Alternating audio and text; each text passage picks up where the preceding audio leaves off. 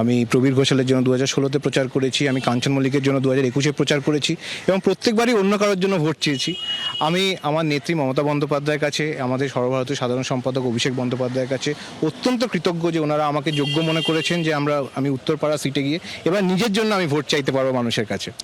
একদম, আমি দেখেছি কল্যাণদা বা কল্যাণ বন্দ্যোপাধ্যায় আপনি আইনি লড়াই লড়েছেন একাধিক ক্ষেত্রে, কিন্তু এবার রাজনৈতিক লড়াই তো একসঙ্গে লড়বেন, মানে এক পাশাপাশি বাবা ছেলে দাঁড়িয়ে। খুবই ভালো লাগবে, একটা অন্যরকম অভিজ্ঞতা হবে। আমি যখন কোর্টে বাবার সঙ্গে মামলা করি তখন বাবা অ্যাজ এ সিনিয়র অ্যাডভোকেট থাকে, তখন অনেক জায়গাতে বাবা ছেলের সত্তাটা হয়তো মামলার সময় ভীষণ প্রফেশনাল হয়ে যায়।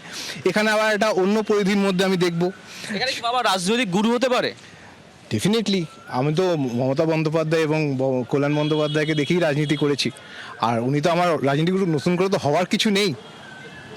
দ্বিতীয়ত বলবো যে ইতিমধ্যে মীনাক্ষী তার নাম সামনে এসেছে বাম প্রার্থী। সে বলছে যে বাংলা বদলাবে উত্তরপাড়া থেকেই, আপনার সমকক্ষ বা আমার সবাই বিরুদ্ধে থাকছে, তাকে তিনি ক্যাম্পেইন শুরু করে দিন ইতিমধ্যে। কি মনে হচ্ছে কি ব্যাকফুটে না ফ্রন্ট ফুটে, কি মনে হচ্ছে? দেখুন, 3 মাস 4 মাস আগে যদি ক্যাম্পেইন করলে যদি একটা মানুষ ইলেকশন জিতে যায়, তাহলে যে কোনো পার্টি 6 মাস আগে ক্যান্ডিডেট ডিক্লেয়ার করে দেবে। ইলেকশনটা জেতা হারা হয় একটা প্রিন্সিপালের ওপরে, এবং পশ্চিমবাংলাতে বামপন্থী রাজনীতিকে পশ্চিমবাংলার মানুষ অলরেডি বর্জন করেছে এবং ওনারা শূন্যে ছিলেন এবং শূন্যেই থাকবেন।